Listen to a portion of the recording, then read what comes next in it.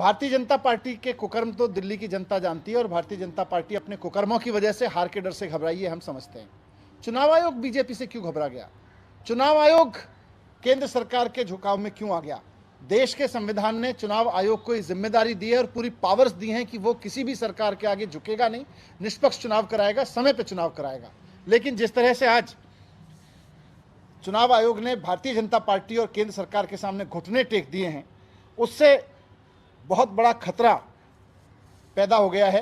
कल को भारतीय जनता पार्टी या केंद्र सरकार चाहेगी तो वो राज्यों के चुनाव नहीं करवाएंगे। किसी भी राज्य में अगर कल को भारतीय जनता पार्टी को लगेगा कि वो हारने वाले हैं तो वो चुनाव आयोग भारतीय जनता पार्टी के सामने घुटने टेक के वहां के इलेक्शन कैंसिल करा देगा।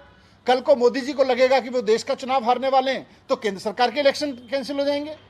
तो अगर इलेक्शन कैंसिल करना केंद्र सरकार और राज्य सरकारों के, चुनी हुई सरकारों के दायरे में आ गया, अगर इस तरह की परंपरा बना दी चुनाव आयोग ने, तो उसके बाद में लोकतंत्र में बचेगा क्या?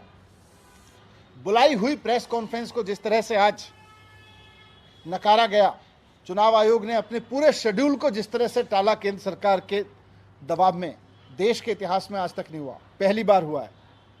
मैं आखिर में यही कहना चाहता हूं कि भारतीय जनता पार्टी लोकतंत्र की इस तरह से हत्या ना करे।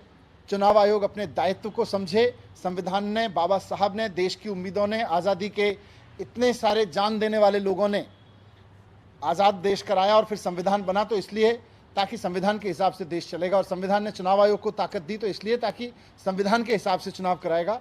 मैं चुनाव आयोग को भी कहना चाहता हूं कि संविधान के रक्षा के लिए, लोकतंत्र की रक्षा के लिए अपने निर्णय को, अपने कर्तव्य को ठीक से निभाएं।